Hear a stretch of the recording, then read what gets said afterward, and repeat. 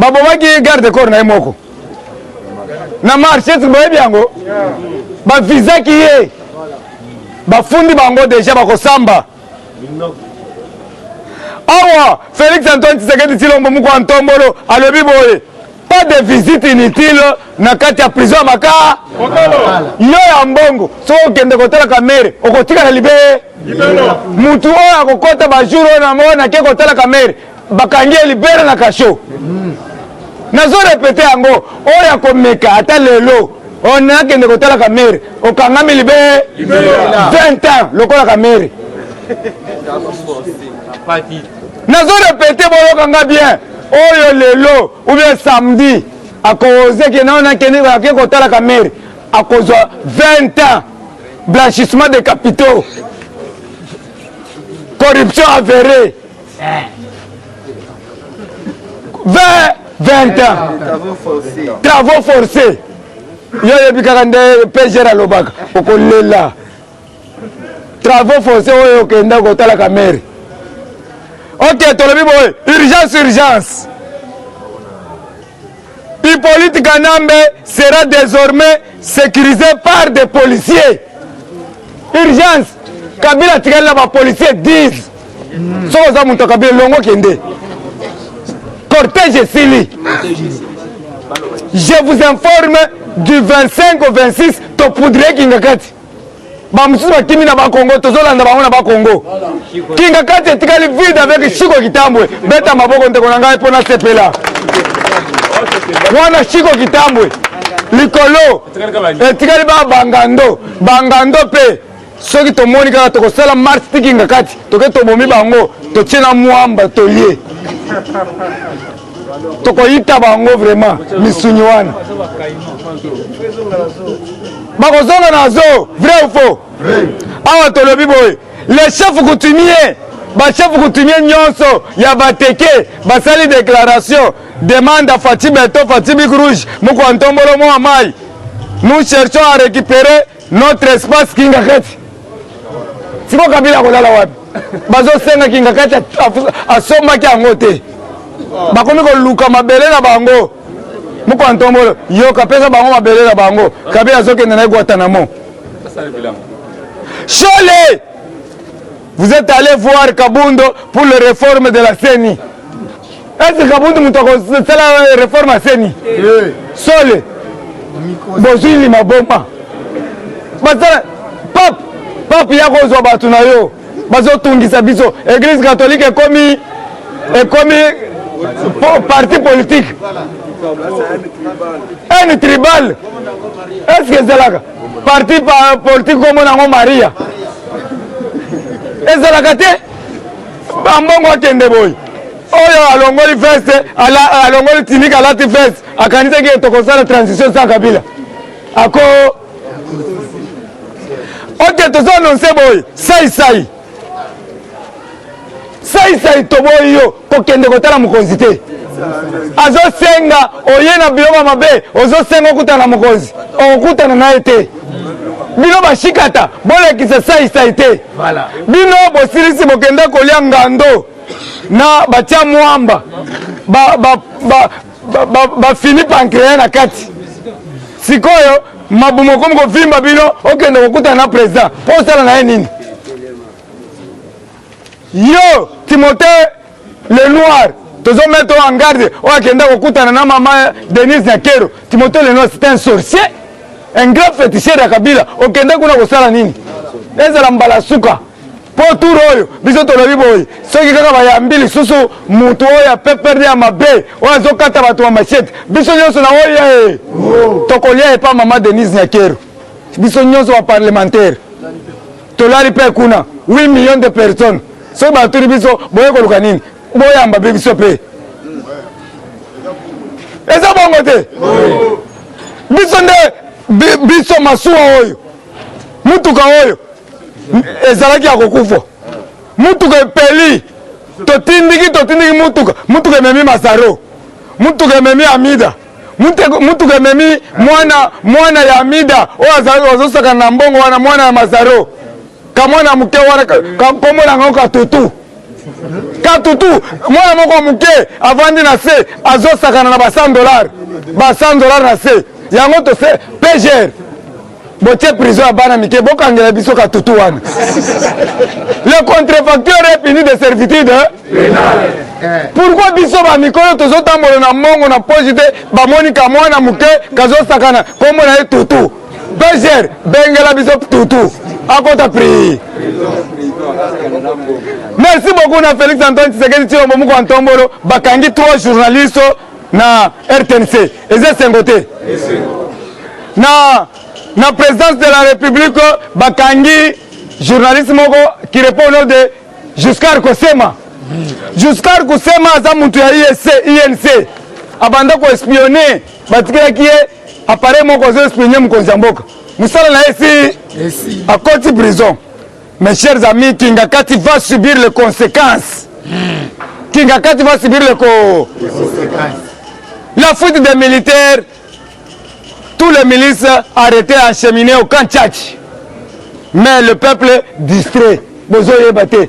Bilo bolinga kama masase beta likolo batuma kimakim. Muko antombola za maele lisase ko beta ta mokoto parce que tozana États-Unis d'Amérique na maboko. Tozana ba partenaire direct.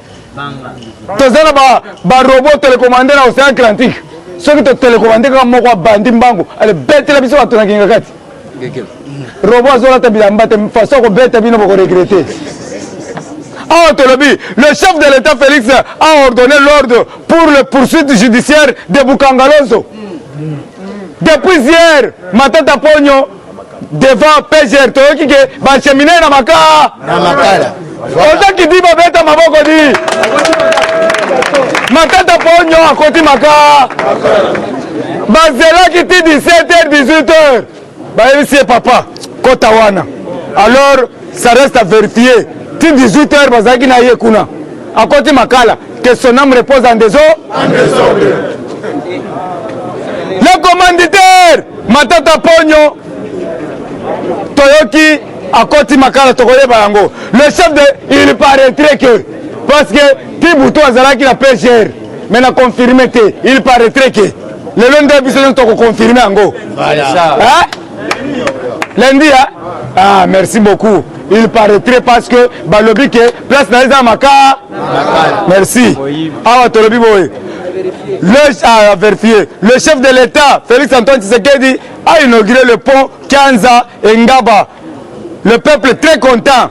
Isaki à travers le ministre de l'Infrastructure. Pas la Kostakanate, Bana Lemba Balobi, Papa Tikara Libé. Ngaba, Ezako Sakanate. Mes chers amis, mes chers frères, Toyebi Sibino Makamboza bien. Makamboza Kitoko. Awa Tozo Bundelende, dollars, et Kita. Pour appeler 15 jours. Et quand tu as la 16. En attendant, pour frapper fort. Le Conseil d'État a ordonné pas de visite inutile dans les prisons de Makala, interdiction, sauf Amida, Soraya, Naba famille Moussous. Et c'est Sengoté. Le chef de l'État, Félix Antoine Tshisekedi Tshilombo Muko Antombolo, Mohamai Wakaninda, il a ordonné l'ordre au ministre des Transports de mettre fin aux histoires de transport à demi-terrain. À partir de lundi, Bokomona, itinéraire. Au salaire, Bakangi, on va déjà inspecter le terrain. Itinéraire, ceux qui ont eu 500 francs. Au salaire, Tokangio. Ah, Bokomona frappe et bandit. A ordonné, comme on a le sous-Kuluna Nanzelate. Nazo Bisabino.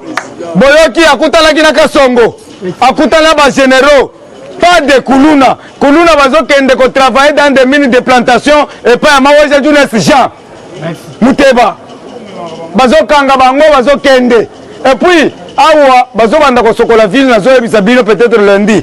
Oyena lipapa bakangio. Tozo koma Kalina. Et tel bisoté. Oh lipapa na kasa centre ville pardon.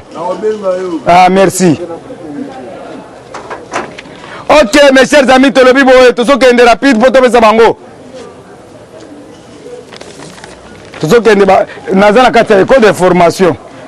Dans les frontières de Kasumbalesa, Nakata Kasumbalesa, 200 tonnes de plichard et autres produits bafini yango le pas batracteur.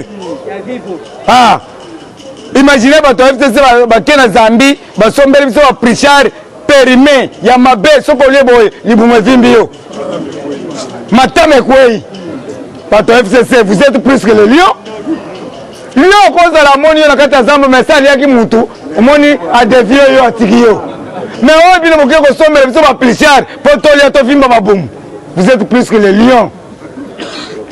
Maman Olive place na yo za wote okolana so yebi ke bagbo bakanga na mwasi na ye yo pe ozokende na mobali na yo bosali mabe a trop bosali ba marche awa o lipe kita ba izina mapa isa nani ya Olive bosali ba marche awa bolobi ke nani dollar ekita bank wana eza na nani c'est na FCC budget eza na FCC économie bino siko bozo za marche ni tala nde bozo tromper public bozo tala sonité tala tokokanga bino ndezo tokolimbisa bango te oyebi ke ngai na bango bato FCC bakomi kotala ngai soko batali nga boyi bazo sepela ndeko na ngai lumbe na kokosa bino te mutu moko wa FCC lobi alobi te eti biloko yozo sala biloko yozo sala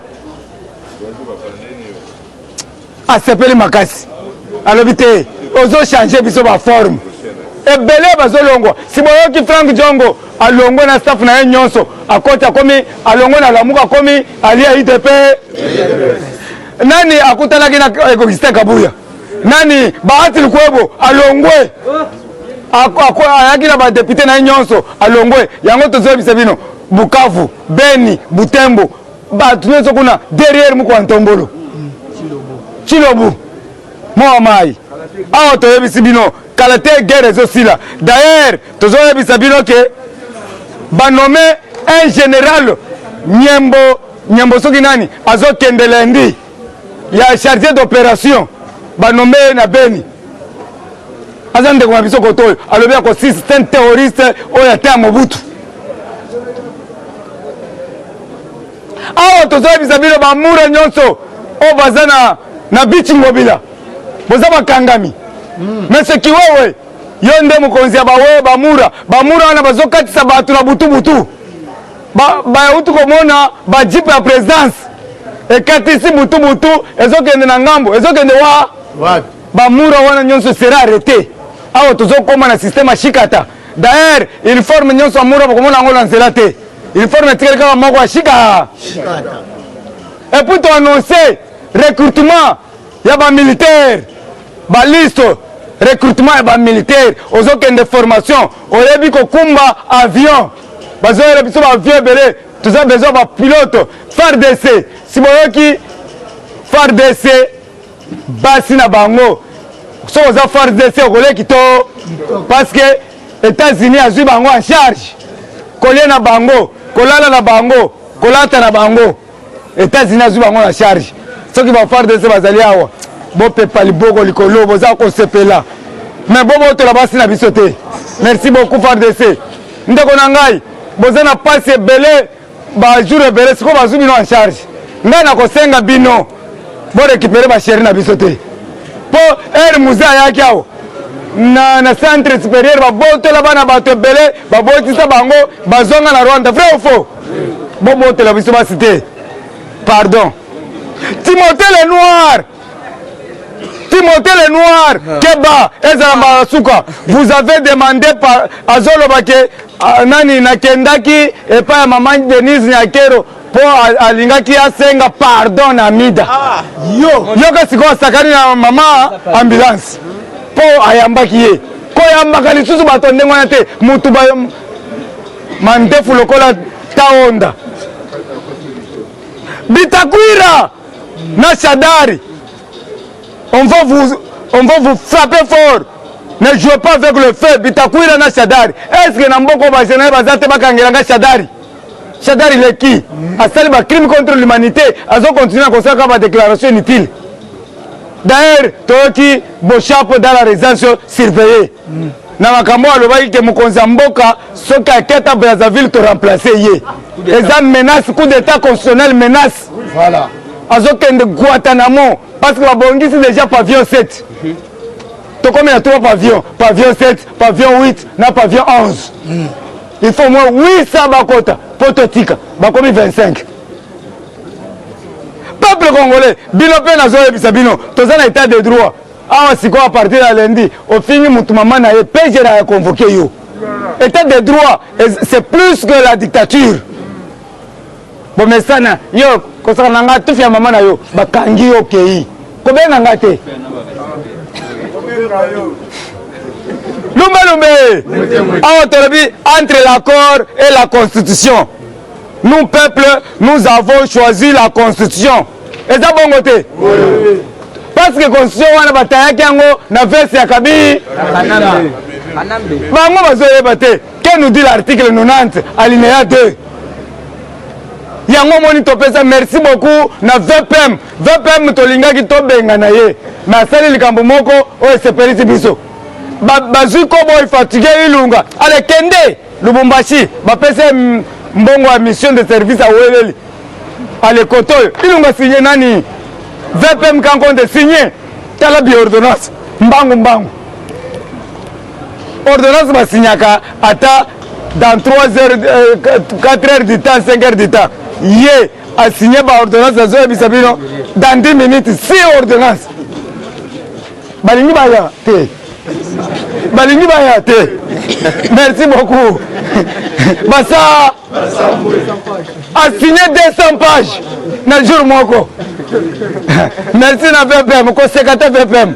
Makambo sali bango nomination ba généraux baleli. Est-ce que bien molinga toka bola ba général na bino? Et comment général ya Zandu ya FCC? Général oyo ya Changu ya IDPS ya Mwamba est-ce que zalaka? Bando kiminene yango to signé. Ah to zoe bisabino. Nani va publier la police mais VP m'a signé qui déjà. Yo zo zaka to signé parce que signé qui déjà la police. Peut-être bozo ka zo publier. Soko yoki Elvis champion ya Changu betele maboko ya Kishasa Mobimba ndeko kasongo te. Elvis aza sportif. Elvis ayo azana inye le peuple d'abord. Kasongo libumwele ki mune na matama. Ok ndeko na ngai na lingi na cité na cité na eloko oyo. Balobi boy, pourquoi la date du 15 août, ouverture des églises au Congo? Boy, bisa batu boy. Parce que batu mususu na mona ke bango nzela. Muko antombolo ye azondi bar aboye église na ba hôtel et sala. Problème te yoka sikoyo. Balobi nini? Selon la Bible, un certain 15e jour du 8e mois, le peuple d'Israël avait offert des sacrifices sur les autels pour célébrer leur délivrance. Beta maboko pour acheter. Wana kendo tangana un roi 12 33 et ça date prophétique. Vrai ou faux? Ok. Président historien. Yaya toke ne malemba ndeko nangai erezana no makasi. Historien Zozo Yamboka. Oyebi tozo continuer pour na kowoya la ngonga. Tolobaki ke bato ya FCC bazui kreboa. Oui. Mais bato bazo comprendre te. IDPS viva. Viva. Nazo banda na likambo ya Corneille Nanga. Muibi. Tolobaki awa ke no pour na Corneille Nanga aza na problème très sérieux parce que eza na 190 députés oyo Kabila yelaki ye po ete banome bango ya konome batali na liste ya IDPS biso toganyaki élection oyo tobengi ya badéputés nationaux. Tozalaki na montant ya ba député pris au moins 320 députés. IDPS viva. Viva. Sikoyo problème ezo uta wapi? nanga bapesi ye badepute wana à chacun 10 000 $. UDPS viva. Viva. Babengi yango trahison contre. Non. Trahison contre l'humanité. Parce que y a trahir un peuple congolais. UDPS viva. Viva. Tobandaki koyebisa ba Congolais. Ceux qui osent comprendre politique était kanga munoko na yo zwali puta ya mwasi na yo lata banda na nda. Parce que ozali femme, ozali homme en pagne. Non, l'homme en pagne. UDPS viva. Viva. Bozo comprendre te sika tozokende. Tshisekedi c'est un prophète. Atalaki na radar na ye. Ayebaki ke malgré tout bato UDPS viva. Viva. Nzamba ayebi kazo boya Saoul. Matikeli Saoul ta. Nzamba apesi Saoul instruction kende na mboka ya Babylone. UDPS viva. Epa ya Rwanda mukanides. Boma nyoso kotika te loko moko te. Botala makambo Saoul asala. Saoul akei amoni basi ya kitoko na bangombe ya mafuta. UDPS viva. Viva. UDPS viva. Tango tobandaki koyebisa bino bozo comprendre politique te. Yango nalobaka ke soki oza na miso minei okomona makambo ezosalema. Parce que po koma na miso minei, miso mibale ezaka spirituel. Eza boye te. UDPS viva. Viva. Saoul azoi bangombe ya kitoko acheboy. Basi ya kitoko acheboy. UDPS viva. Viva. Azui bangombe ya mabe abomi. Netango aye na Israël. Nzamba yebisi ye. Ndana yebisaka yo boye te. UDPS viva. Parce que ozalaki choix na ngai te. Nasalelaki selo posa ya UDPS. Non. UDPS viva. Nasalelaki selo po choix ya Israël. Mais yo ozalaki choix na nga te. UDPS viva. Metango aye kopona David. UDPS viva. L'homme de forêt. UDPS viva. Un berger. Nzamba akei kopona David. UDPS viva. Bato ebele balobaki ke Tshisekedi atanga balobaki ke Tshisekedi aza na experience UDPS viva. Yuma Baraya lelo na FCC na FCC non boyoka ngai bien na FCC na Tshisekedi na beti muni UDPS viva. Nayebisaki binu ke Egyptien bozomona bokomona bango lisusu nzokande Tshisekedi akosi bato ya FCC. Bango lobala ke Tshisekedi c'est un caresseur. Aleki kutu na delira. UDPS viva. Ayebisi bango Kabila za partenaire na ngai. Botika ye. Tozali mutumo. Ndokande liso likolo ya UDPS viva. Tshisekedi alobi ke moto oyo nazuye nazwaka ye te nasali nini? UDPS viva. Yoka ku mususu aye kokosa bango. Ngai na pouvoir na ngai na kofinele passé UDPS viva. Sikoyo boye bisanga matata mponyo. Est-ce que lelo azali azoke na justice? Pas na justice. UDPS viva.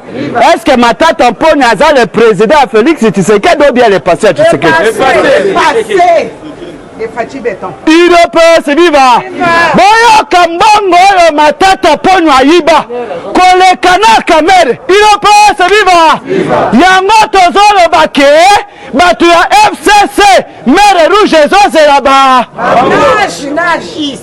boyokaki matata ponyo akomi porte parole ya UDPS parce que ayebaki ke makambo eyema UDPS viva il faut matata ponyo azongisa 880 millions de dollars. Moto akei kotonga Rwandais makosi bato ya Manyema akei kotonga université le plus belle UDPS viva en Afrique. Pourquoi atongaki yango na Kinshasa te? Parce que Kinshasa nde ezali capitale ya besu. Mais na Zamba kuna akei kotonga université le plus belle de l'Afrique.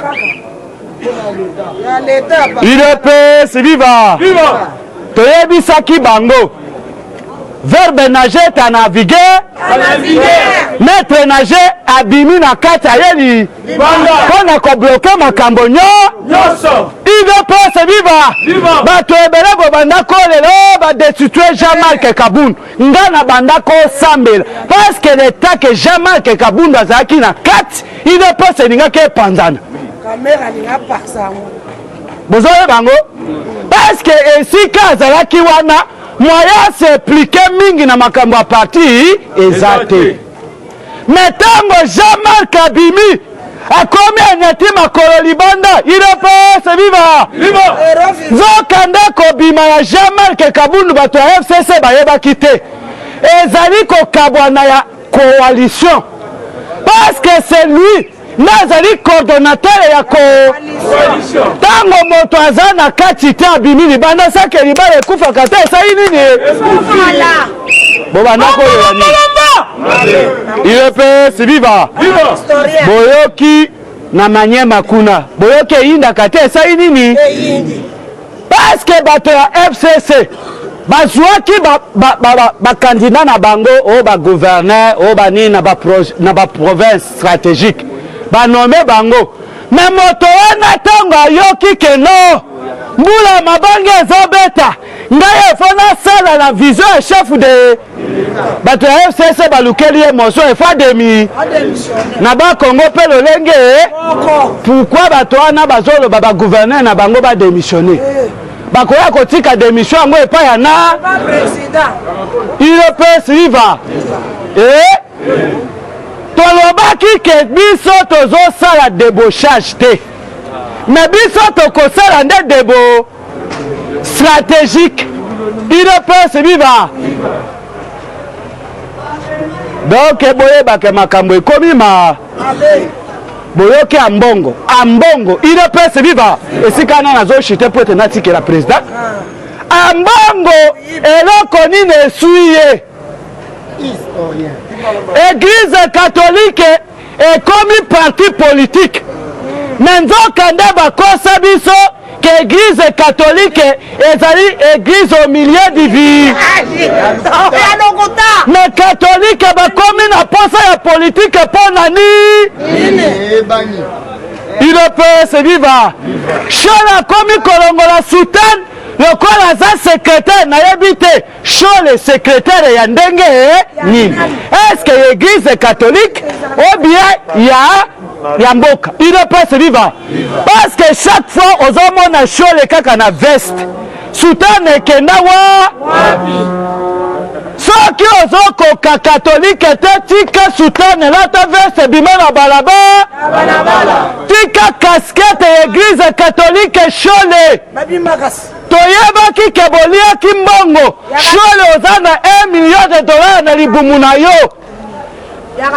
abe ya ndenge nini oyo UDPS viva mpe oza na bana ebele okosaka biso oza prêtre te UDPS viva balobi ke non tozokende po ete tosala réforme ya seni na bino bato bonomaki ye sikoyo bokosala réforme ya seni ndenge parce que eloko wana ye na église catholique po te nanga akei asauté le premier et pas le chef de yango wana omoni église catholique balobi makambo ebebaka te esali nini tika ete biso tobima na casquette ke no efo tosala réforme ya se il peut se vivre.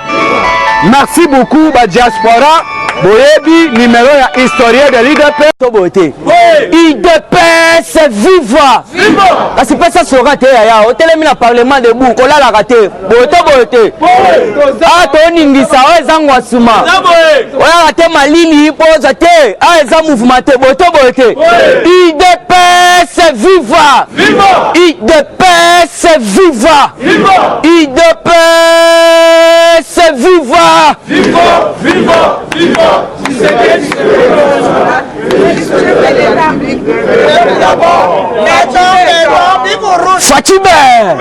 Fachibe Yaya awa biliaki bango biko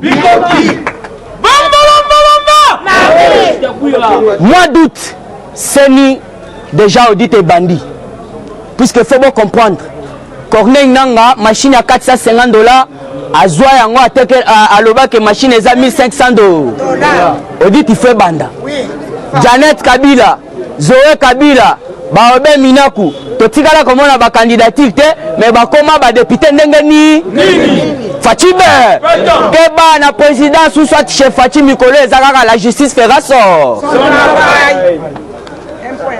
sozo tembezela na ebisayo pourquoi puisque lobi ba raté ba la kebele échange le cas qui entre Janet Kanambe na Otobengi Corneille Nanga bango pe balobaki na ebisak bino lobi sko mukonza mboka pe a répondaki bango est-ce que boye ba yango Fachibe pesa beton makasi sikona ebiso mu kwantombolo mo wa mai Fachi beton et le quoi a pesi bango comme réponse Fachibe Yaya Yoka voici la réponse de Mukwantombolo Moamaï Fachi Beton à Jeannette Kanambe et Corneille Nanga qui veulent les réconcilier avec Joseph ou soit Hippolyte Kanambe. Moamaï déclare Fachibe Mukishi déclare Mukwantombolo Yoka Eloga Lobi, merci pour votre visite. Mais je suis très occupé à répondre favorablement aux problèmes des Congolais en jeu.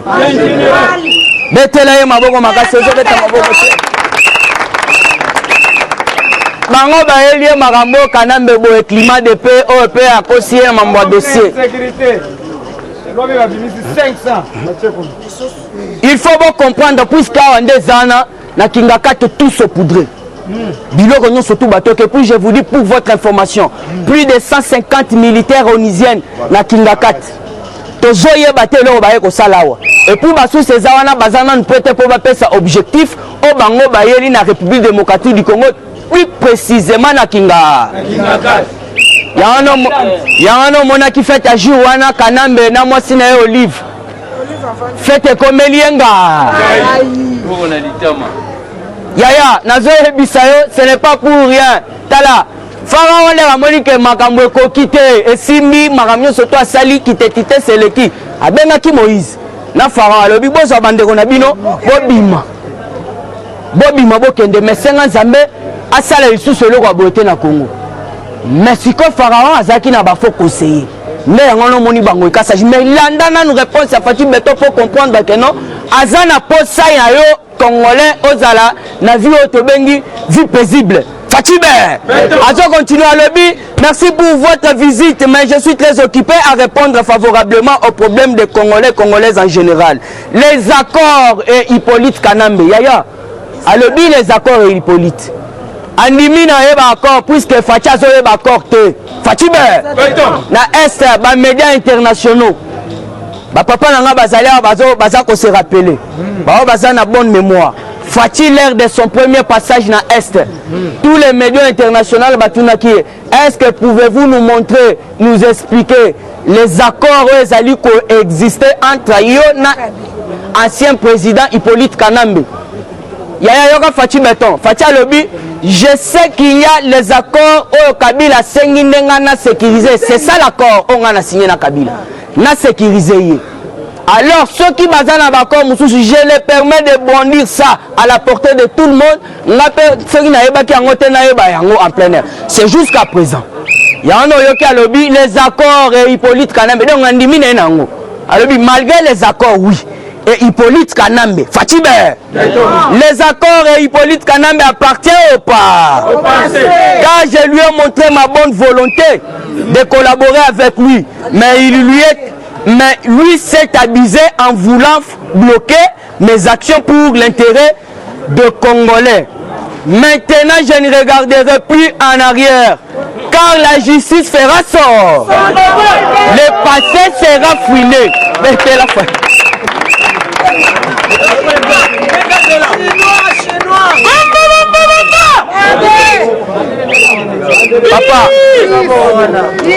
Papa, moukan tombola zo sala message à boye même matin maboko fani no oluka nini papa na ngai.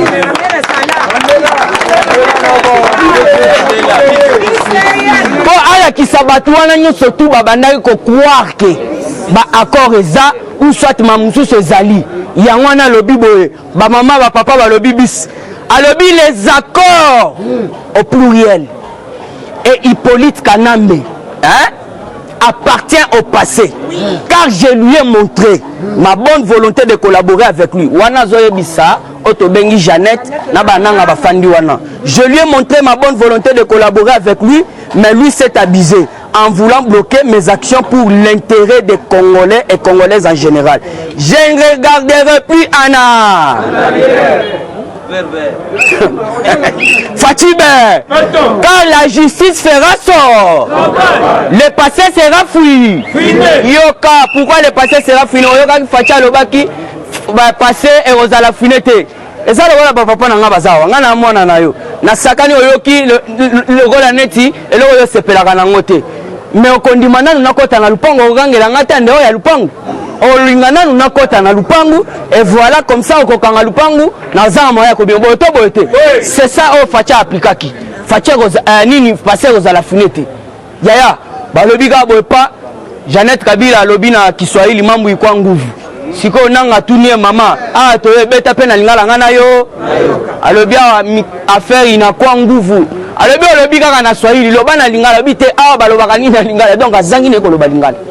Il faut bien comprendre bakomi na suka awa Fachi asiliki na yebisaka bino déjà ya wana boyoki jour moko na sala émission na yebisaka bino tozala même na procès ya otobengi ya Covid-19 bote mais landa lisusu le mususu na lokote liyo. Le président Félix Tshisekedi donne 48 heures au ministre de la Santé pour l'expliquer de l'argent destiné à la gestion du Covid-19. Le président déclare, Monsieur le ministre, je voudrais voir une clarté au sujet de l'argent destiné à la gestion du Covid-19. Parce que vous et votre équipe, vous êtes accusés de manigance, de détournement et d'escroquerie. Vous avez 48 heures pour vous expliquer cela. La justice fera sort. Fati toujours. Otobengi Ilunga Lobaki à recevoir autant. Otobengi ministre ya santé na tourna ya Lobaki a Zwaki Boy.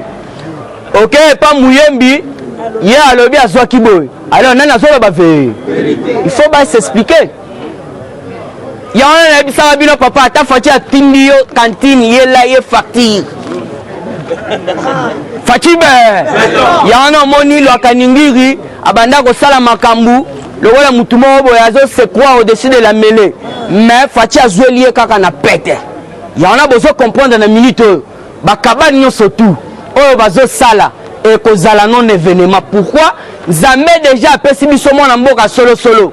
Même ba pasteur balobi yango bazalaki d'accord na version na pesi bino lobi. Na kopesa na suka version na CP nango balobi ôte les mains devant les rois et sa trône s'affermira par la justice. Donc Fati fona na kombola.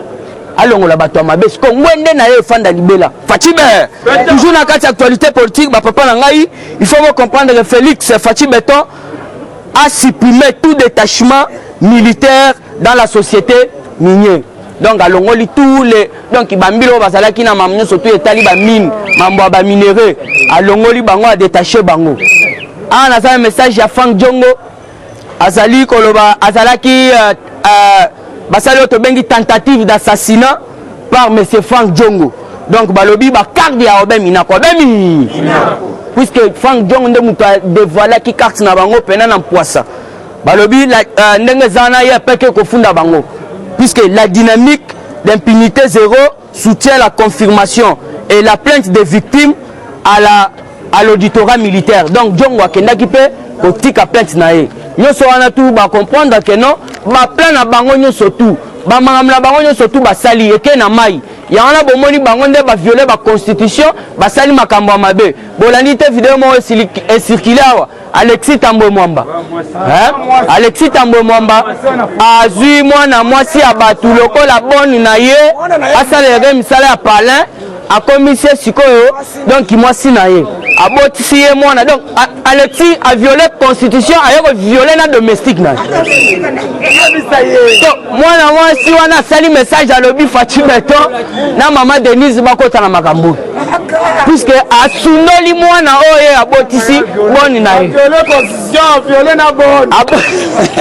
Fachi omoni ke bato wana baza désordre mpona chite nazo chite wana yaya bolandi ke FR nini Zami azalaki kokipe territoire na biso mais naza bato mosusu bafanda na Zambie bacongolais balobi botika bolukela Zambie baproblème puisque baza bapays membre ya SADC puisque il faut comprendre Zambie en complicité na M17 est un mouvement où Kabila propre asalaki na 2002 pour combattre Mzee Laurent Désiré Ka yoke loko na le côté lio mabe le président Félix Tshisekedi Fachibe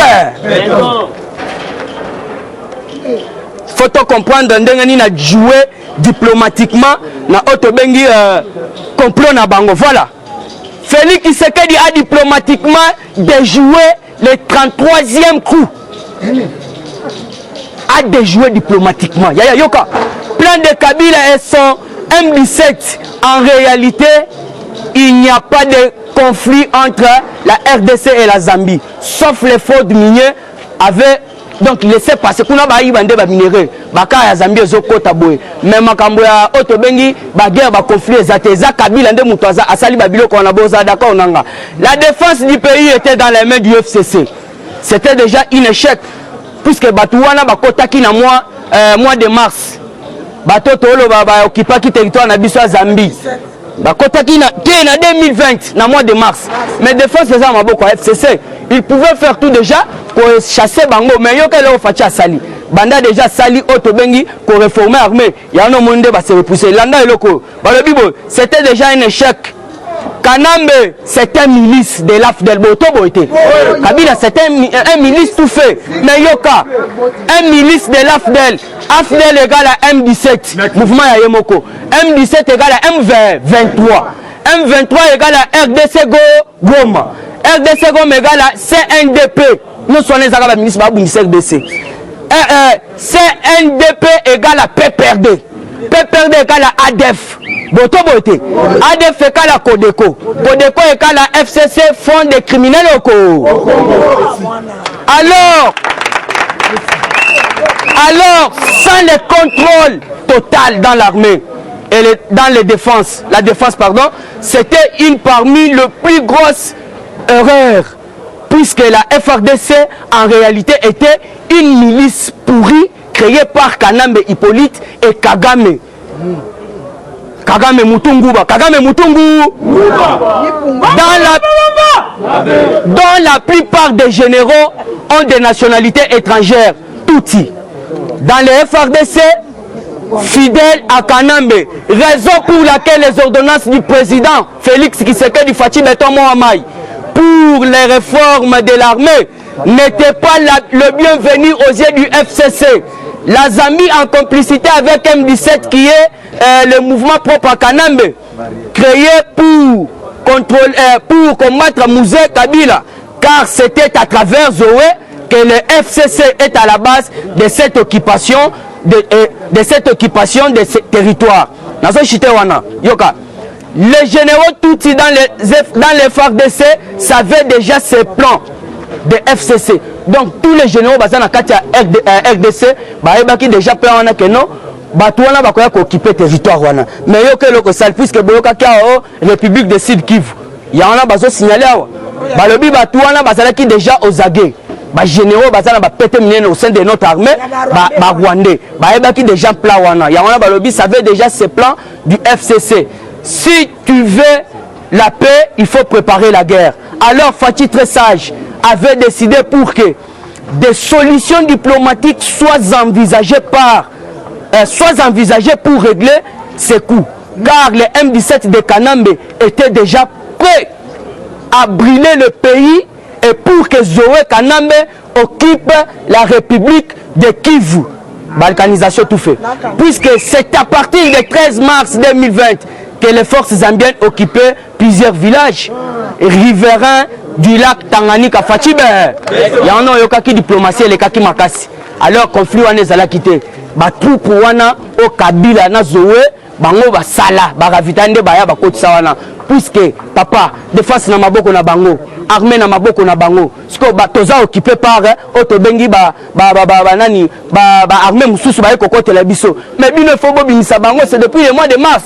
Alors faut comprendre déjà Isaku au Fachi Béton a déjoué en diplomatiquement. Fachi Béton. Na suki wana numéro nanga ezali plus 297 plus 247 97 38 47 938 plus 243 97 38 47 938 na pesi batunyo surtout mbote ba diaspora ba mama nanga ebele. Eshima, votre magazine qui bat au rythme de l'actualité. Retrouvez la nouvelle édition. Exclusivité, l'an 1 des Basseyane Nanga. Métamorphose et décollage de la province du Haut-Ouélé. À la manœuvre, Christophe Nanga. Avec abnégation et patriotisme, les gouverneurs Basseyane est déterminé à lancer la province du Haut-Ouélé sur la voie du développement intégré. Interview, prise en charge des malades, la maîtrise de la propagation du coronavirus, Dr Eteni répond à toutes les questions. Économie, la baisse des prix, les combats permanents d'Acacia, Bandou Bola. Dossier Eshima, mécanisme national des suivis historiques et réalisations. Focus, Sele Yalagouli propose des nouveaux paradigmes de développement indispensables à la relance de l'économie. Nation, championne du social, Agnès Mouad Nawej et la CNSS offrent $1 million dans la lutte contre la pandémie Covid-19. Moussa Mondo sensibilise et prend en charge des personnes vulnérables. Parité, Olive Lembe Kabila, modèle de générosité et d'entrepreneuriat féminin. Afrique, un déconfinement aux multiples facettes. Retrouvez l'intégralité du magazine Eshima dans les kiosques. Eshima Magazine, un nouveau standard d'information.